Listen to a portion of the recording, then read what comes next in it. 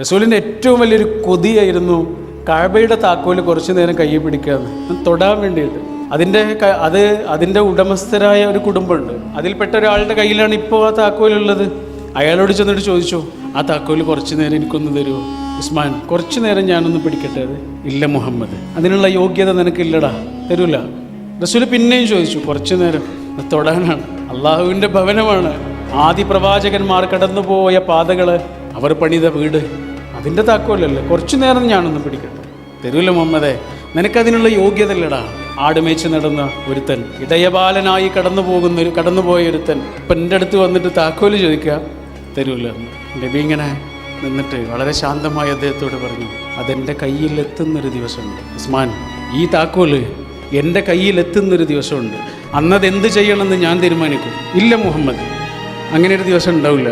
അങ്ങനെ ഒരു ദിവസം എങ്ങാനും ഉണ്ടായാൽ അത് അറേബ്യയുടെയും ഖുറൈശികളുടെയും അവസാനമായിരിക്കും. അതൊന്നുമല്ല. അറബികളും ഖുറൈശികളും അന്ന് നല്ല നിലയിൽ തന്നെ ആയിരിക്കും. പക്ഷെ ആ താക്കോൽ എൻ്റെ കയ്യിലെത്തും. മക്ക വിജയത്തിൻ്റെ ദിവസം ആ നാടിൻ്റെ ഭരണം മുഴുവനും പ്രവാചക തിരുമേനിയുടെ കയ്യിലാണ്. പറഞ്ഞ താക്കോലല്ലേ, ആ താക്കോൽ ആ കയ്യിലുണ്ട്.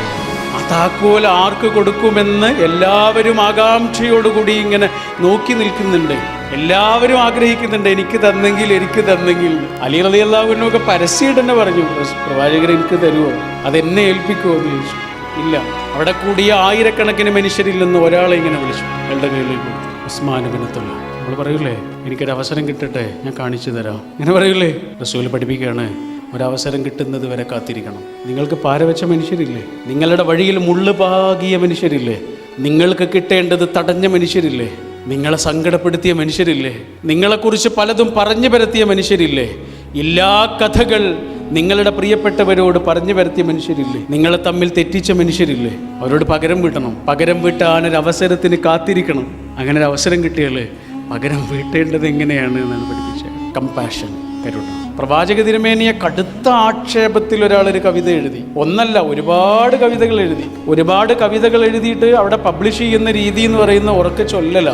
ചന്തയിലൊക്കെ വന്നിട്ട് ഉറക്കെ ചൊല്ലും, അല്ലെങ്കിൽ അവരുടെ ഓഫീസിൽ ഇരുന്നിട്ട് ഉറക്കെ ചൊല്ലും. ഇതാണ് പബ്ലിഷ് ചെയ്യുന്ന മാർഗം. ആക്ഷേപമാണ് കേട്ടോ, ചെറിയ ആക്ഷേപമൊന്നുമല്ല, ഗുരുതരമായ ആക്ഷേപങ്ങളാണ്. നബി എന്താ മറുപടി കൊടുത്തേ? കൂട്ടത്തിൽ കവിത എഴുതാൻ കഴിയുന്ന ഒരാളുടെ കയ്യിലേക്ക് എഴുതാനുള്ള ഉപകരണം കൊടുത്തിട്ട് പറഞ്ഞു, തിരിച്ച് കവിത എഴുതൂ. ആക്ഷേപമുള്ള കവിതയ്ക്ക് മറുപടിയായി ആക്ഷേപമില്ലാത്ത കവിതകൾ എഴുതും. എന്നിട്ട് ഉറക്കെ വിളിച്ചു പറയാൻ പള്ളിയിലൊരു സ്റ്റേജും പണിത് കൊടുത്തു. ഹസ്സാൻ ഇബ്നു സാബിത്ത് എന്നായിരുന്നു ആ കവിയുടെ പേര്. എങ്ങനെയാ പ്രതികരിക്കേണ്ടത്? അങ്ങനെ